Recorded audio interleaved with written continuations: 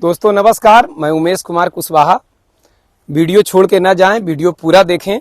Video बहुत ही काम का होने वाला है। यदि बकरी पालन आप करने जा रहे हैं, योजना है करने का या फिर कर रहे हैं, तो बहुत ही काम का वीडियो है। बाकी यूट्यूबरों की तरह ये वीडियो नहीं है कि झूठ मूठ का मैं आपको सपना दिखाऊं कि करोड़ों कमा लिए, फलना जगह नौकरी करते थे, छोड़ के आए या यहाँ अरबों रुपया कमा रहे हैं। मैं काम का ही बात बताऊंगा जो आपको काम आने वाला है। दोस्तों, बकरी पालन में यदि चारे का पूरा व्यवस्था है तो बकरी पालन आप आसानी से कर पाएंगे। बकरी पालन में जितने लोग फेल हुए हैं, कहीं न कहीं उनका मेन कारण हुआ या तो संख्या वो ज़्यादा रख लिए और उन्हें वो खिला नहीं पाए, क्योंकि बकरी 24 घंटा खाने वाली प्राणी है यदि आप खिलाना चाहें तो। लेकिन अगर दिन में भी 3-4 टाइम खिलाना चाहें तो उतना तो साधन आपको पास चाहिए। तो यदि कोई काम इंसान को नहीं लगता, यानी जॉब वगैरह नहीं होता, तो अपना काम के लिए सोचता है, या फिर जॉब का उनका इच्छा ही नहीं होता कि भाई जॉब मुझे करना नहीं है, मुझे अपना काम करना है, तो फिर फार्मिंग में आते हैं। ऐसा नहीं है कि नौकरी को लात मारे और फार्मिंग में आ गए, ऐसा ही गलत है। और ऐसा ही थंबनेल देखकर आप वीडियो देखते हैं और उनको पूरा व्यू देते हैं और आपको लगता है कि आपने बहुत ही अच्छा किया और बहुत ही सामने वाले ने आपको अच्छा बताया। ऐसा कुछ भी नहीं है। हर काम अपनी जगह पर सही है, जॉब अपनी जगह पर बहुत ही सही है। आदमी अपना जीवन भर काम करता है, उसमें अपना जीवन सेट होता है। लेकिन बिजनेस भी अपनी जगह पर बहुत ही अच्छा है, लेकिन बिजनेस में वो करने आना चाहिए। कोई भी बिजनेस फेल नहीं है यदि आपको करने आता हो।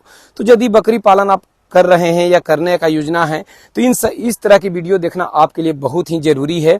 अब बहुत तरह के घास लगाया हुआ हूं मैं खेतों में, चूंकि बकरी पालन मैं बहुत लंबे समय से कर रहा हूं, लगातार वीडियो आप लोग के बीच में देता हूं, कड़वी सच्चाई बताने का प्रयास करता हूं। हर कोई ये बोलता है कि सच बोलना चाहिए। आप भी अपने बच्चों को सिखाते हैं कि हमेशा सच बोलो, लेकिन सच बोलने पर आपको खुद अच्छा नहीं लगता। ऐसा बहुत कम ही लोग हैं जो सच को हजम कर पाएं। जब उनके बारे में सच बोला जाए उन्हें मिर्च लग जाता है। तो बकरी पालन में ऐसा ही है। जितने लोग फेल हुए हैं उनके पीछे सीधे कारण है कि वो सही वीडियो को, सही जानकारी को, सही जो स्पेशलिस्ट हैं, सही विशेषज्ञ हैं जो क्षेत्र में बता रहे हैं, उनका उन्होंने वैल्यू नहीं दिया। बस वो वही वीडियो देखते गए जिसमें करोड़ों का इनकम दिखाया गया है। तो अभी बहुत तरह के घास लगाए हुए हैं, जैसा कि आप देख रहे हैं कि ये बरसीम घास लगा हुआ है और इसमें सरसों भी मैंने डाला है। इसी तरीका से नेपियर भी लगाए गए हैं, इसी तरीका से जौ भी लगाए गए हैं जो कि सर्दियों के चारे हैं। उधर आगे आप देख रहे हैं कि मक्का भी लगाया गया है जो कि साइलेज में बनाऊंगा और उसको वैसे भी आप इस्तेमाल कर सकते हैं। तो एक एक घासों के बारे में मैं विस्तार से बताऊंगा। यदि आपको वीडियो पसंद पड़ेगा तो कमेंट करेंगे। तो इस टाइप का मैं वीडियो एक एक घास पर जितना मैं करता हूं, जिस घास का मैं खेती करता हूं या मेरे पास ना है तो जो मेरे मित्र, जो मेरे दोस्त, जो मेरे फार्मर कर रहे हैं इस टाइप के हरे चारे की खेती, तो उसके बारे में मैं विस्तार से बताने का प्रयास करूंगा। यदि आपको ये वीडियो अच्छा लगता है तो कमेंट करेंगे, इस टाइप का वीडियो मैं आप लोग के बीच में दूंगा। तो अभी मैं बरसीम का कटिंग करने के लिए आया हुआ हूं और इधर आइए मैं विस्तार से बताता हूं कि बरसीम कितना लगाया जाता है, कब बोया जाता है, ये सभी चीजें मैं आपको एक्सप्लेन करके समझाता हूँ। तो दोस्तों, ये सीजनेली घास है, ये सर्दियों का चारा है और ये देखिए कि ये 3 पत्ती होता है, यानी 3 पत्तियां घास भी इसे बोलते हैं।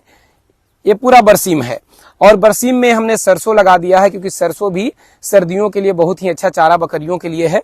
तो सरसों तो एक कटिंग के बाद दोबारा ये नहीं कल्ले देगा, लेकिन बरसीम कम से कम 4 या 5 कटिंग ये चलेगा। तो अभी के समय में आप जौ, मक्का, नेपियर, बरसीम, मक्खन ग्रास, बहुत सारे घास से लगा सकते हैं, लेकिन आज मैं चर्चा करूंगा बरसीम पे। तो बरसीम का जो बुआई होता है सितंबर-अक्टूबर महीने में कर दिया जाता है और एक कट्ठे में माना जाए, यानी पटना का एक कट्ठा 1361 स्क्वायर फीट का होता है। तो यदि 1361 स्क्वायर फीट या आपके यहाँ ज्यादा है, कट्ठे का हिसाब है, तो 1361 स्क्वायर फीट में हम यहाँ 300 ग्राम बीज डालते हैं बरसीम का, जो सरसों के आकार का होता है। सरसों से भी छोटा छोटा बीज होता है और ये आपको बीज भंडार में, जहां बीज का विक्रेता है, वहां आसानी से मिल जाएगा। सिंचाई आवश्यकता अनुसार करना होता है, चूंकि सर्दियों में जमीन जल्दी सूखता नहीं है, नमी बने हुए होते हैं। तो अगर 15 दिन 20 दिन में भी अगर एक सिंचाई आप कर देते हैं तो ये आपका काम हो जाएगा।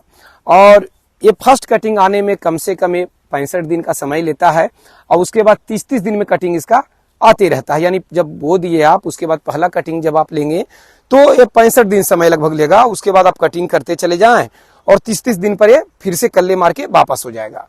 तो इस तरीका से देखिए, इसमें हमने सरसों भी डाल दिया है, क्योंकि मैं बताया ही कि सरसों बकरियों के लिए सर्दियों में बहुत ही अच्छा हो जाता है।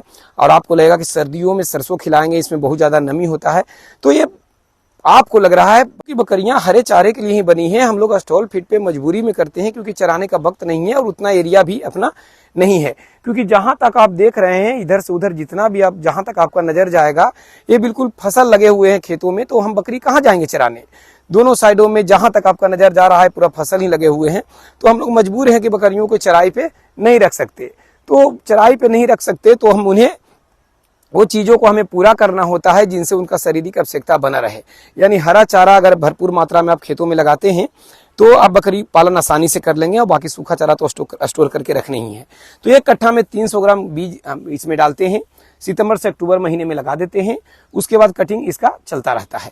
सरसों भी डाल दिया जाता है ताकि इसका यील्ड ज़्यादा हो, यानी उपज ज़्यादा हो। और एक बार कटाई करने के बाद ये सरसों दोबारा तो कल्ले नहीं देगा, लेकिन लगातार ये बरसीम 4 से 5 कटिंग चलेगा। और देखिए इसमें बहुत तरह की चीजें मिलता है। देखिए मैं नजदीक से दिखाता हूं आपको, ये बथुआ का पेड़ है। ये नजदीक से देखेंगे तो ये बथुआ का पेड़ है। ये बथुआ है जो पेट का डिवॉर्मिंग भी करता है और बहुत सारे चीज आयरन वगैरह ये इससे मिल जाते हैं। तो इस तरीका से बहुत सारे इसमें घास छुपे हुए रूप में रहते हैं। तो अगर इस टाइप का घास अगर खेतों में उगा के आप खिलाते हैं तो बकरियों को बहुत सारे विटामिन और खनिज मिल जाता है, जिससे कि आपको मिनरल मिक्सचर अलग से देने की जरूरत नहीं पड़ता और कम खर्च में बकरी पालन करते हैं और बकरियां स्वस्थ रहती है। तो सितंबर, अक्टूबर, नवंबर ये महीने में कम से कम ये घास जरूर आप लगा दें। और इसका कटिंग 4 कटिंग तक ये चलता है। और देखिए मैं ये कटिंग करके अभी रखा हूँ और सर्दियों का मौसम है, लेकिन ठंड इस बार बहुत ही कम पड़ रहा है। अभी तक तो जितना चाहिए उतना ठंड नहीं है और ठंड पड़ना भी चाहिए। अगर ठंड का प्रकोप कम होगा, ओस कम पड़ेंगे तो गेहूं का फसल हम लोगों का, हम किसानों का खराब होगा। हाँ ये भले है कि बकरी पालकों को आराम मिलेगा क्योंकि सर्दियों में बकरी पालकों को मुसीबत हो जाता है, लेकिन बकरी पालक के साथ साथ हम फार्मर भी हैं जो गेहूं, गोभी सारे तरह की खेती करते हैं, तो उन किसानों को नुकसान हो जाएगा। तो सर्दी के मौसम में सर्दी भी पड़ना बहुत जरूरी है। सर्दियों का इस बार प्रकोप कम है, इसलिए हम टी-शर्ट और गमछी में खेत में घास का कटिंग करने के लिए आए हुए हैं। और जब आप काम करते हैं तो शरीर में वैसे भी आपको ऊर्जा मिल जाता है, गर्मी मिल जाता है और ठंड का प्रकोप कम होता है। तो बरसीम आप घास लगा सकते हैं। कट्ठे में 300 ग्राम हमने बोला, समय भी हमने बताया और उस तरीका से लगा के बकरियों को खिला सकते हैं। इसमें ओवर मॉइस्चर होता है, तो यदि आप छोटे मेमनों को दे रहे हैं या फिर बकरियों को खिला रहे हैं तो प्रयास ये करें कि आज आप कटिंग करके ले जा रहे हैं तो आज डायरेक्ट ना दें, आज कटिंग करके ले जाए और कल कटिंग करके इसको फिर मैं बकरियों को दूंगा। तो इससे क्या है कि जो इसमें सूक्ष्म जीवाणु अगर कहीं कहीं छिपे हुए हैं तो अपना स्थान परिवर्तन कर लेते हैं और इसमें जो एक्स्ट्रा मॉइस्चर है, एक्स्ट्रा नमी है वो खत्म हो जाता है, जिससे बकरियों को दस्त वगैरह नहीं होता है। तो डायरेक्ट रूप में बकरियों को कोई भी हरा चारा जो जमीन से काट के आप ले जा रहे हैं वो ना खिलाएं, उससे दस्त वगैरह हो सकता है, ईटी का दौरा भी पड़ सकता है। और जैसे ज्वार वगैरह में होता है, जो गर्मी और बरसात में फसल लगाया जाता है, उसमें हम या कोई भी आपको ये बताते हैं कि भाई सूखे खेत से आपको कटिंग नहीं करना है, लेकिन बरसीम को आप सूखे हुए खेत से जिसमें नमी का कमी है उससे भी काट के बकरियों को खिला सकते हैं। बकरियों को कोई समस्या नहीं आएगा। बस सावधान आपको ये रहना है कि आज कटिंग किए हैं तो कल खिलाएं और कल कटिंग किए हैं तो परसों खिलाएं। और सरसों जरूर बरसीम में दे दें ताकि एक बार जो आप कटिंग करेंगे तो एक सरसों का भी उसे अलग से स्वाद मिलेगा। और बकरियों के लिए सर्दियों में सरसों का बहुत बड़ा ही रोल है। और ये सरसों आप देख रहे हैं, अलग से भी मैं बकरियों के लिए सरसों लगाया हूँ। और बस ये वीडियो बनाने का सीधा मकसद होता है कि आप लोगों को किसी न किसी रूप में हेल्प कर पाऊँ। इधर गोभी के पौधे लगे हुए हैं और जैसे ही गोभी बड़े होंगे, और इसके अलावा और भी गोभी का मैंने खेती किया है, तो जैसे जैसे जरूरत पड़ेगा गोभी का कटाई होगा तो इसके पत्ते भी बकरियों को दिया जाएगा। तो किसान यदि आप हैं और फार्मिंग कर रहे हैं और खेती बाड़ी का भी सहयोग साथ में है या फिर आप करते हैं, तो बकरी पालन में आपको कोई तो फेल ही नहीं कर सकता। बकरी पालन में वो लोग फेल होते हैं जो खेती बाड़ी से जिनका लेना ही देना नहीं है, बस वो सोचते हैं कि मैं सूखा चारा खिलाऊंगा या फिर मैं खरीद के ले आऊंगा, मैं ये कर लूंगा, वो कर लूंगा। उनको बहुत परेशानी हो जाता है, महंगा पड़ जाता है और वो कर नहीं पाते। बकरी पालन में बहुत ज्यादा जरूरी है कि क्या क्या आवश्यकता है। तो मैं एक टॉपिक पे आज चर्चा किया कि बरसीम, घास और साथ में इंक्लूड सरसों। इसी तरीका से बहुत सारे आहार प्रबंधन में बहुत सारी चीजों को समझना होता है। इसी तरीका से बहुत सारे वैक्सीनेशन, बहुत सारे बीमारियों के बारे में समझना होता है। और बकरियों का रख रखाव, यानी यूट्यूब पर देखते देखते जो आप सोच रहे हैं कि मैं सीख लूंगा, तो ऐसा कम से कम 65,000 लोगों को मैं पढ़ा चुका हूं आज तक, सरकारी और प्राइवेट मिलाकर। तो अभी आप मेरे बारे में क्या जानते हैं वो तो अलग मैटर है, लेकिन यदि आपको लगता है कि चंद पैसे बचाकर आप यूट्यूब का वीडियो देख देख के ही सब चीज सीख लेंगे, तो इसके चक्कर में आपको इतना बड़ा नुकसान होगा जो कि आप जान रहे हैं लेकिन आप मान नहीं रहे हैं। बस यही समझ लीजिए, ये सारा काफ़ी है। तो यदि आप पूरी तरह से एक विशेषज्ञ का आप सहयोग लेके चलना चाहते हैं और आप चाहते हैं कि पूरा संपूर्ण ट्रेनिंग सिलेबस बस, यानी बकरी लाएं तो अपने बाड़े में कैसे सेट करें, बच्चे को कैसे बचाएं, प्रजनन कैसे कराएं, बधियाकरण कैसे करें, वैक्सीनेशन कब लगाएं, डिवॉर्मिंग कब लगाएं, बीमारी की पहचान कब करें, कैसे करें, और कौन सा बीमारी है इसका इलाज कैसे करें और कौन सा दवा से करें, सब चीज़ सीखना चाहते हैं तो आप घर बैठे सीख सकते हैं और लिख सकते हैं कि ऑनलाइन ट्रेनिंग लेना चाहता हूं। अगर ये लिख के व्हाट्सअप करते हैं तो आपका ट्रेनिंग ऑनलाइन चलेगा और आप हर चीज़ मैं करके सिखाऊंगा और आपका नंबर सेव हो जाएगा, आपका कॉल उठाया जाएगा। अन्यथा तो हजारों कॉल आते हैं, मैं किसका उठाऊंगा? कोई भी इंसान उसी का उठाएगा जिससे उसने लिया है और जिससे उसको जुड़ाव हो गया। तो या तो आप ऑनलाइन ट्रेनिंग लें जिसमें सब चीज़ बताया जाएगा, या फिर आप आके ट्रेनिंग लेना चाहते हैं तो मेरे पास आके भी आप ट्रेनिंग ले सकते हैं। तो उसके लिए व्हाट्सअप कर सकते हैं कि आके ट्रेनिंग लेना चाहता हूं।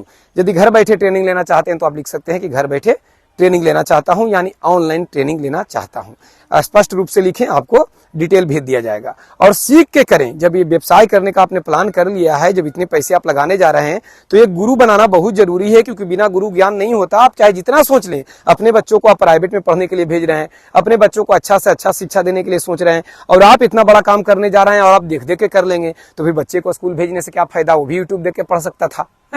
बस इंसान के लिए इशारा ही काफी है। नमस्कार दोस्तों, प्रणाम, धन्यवाद।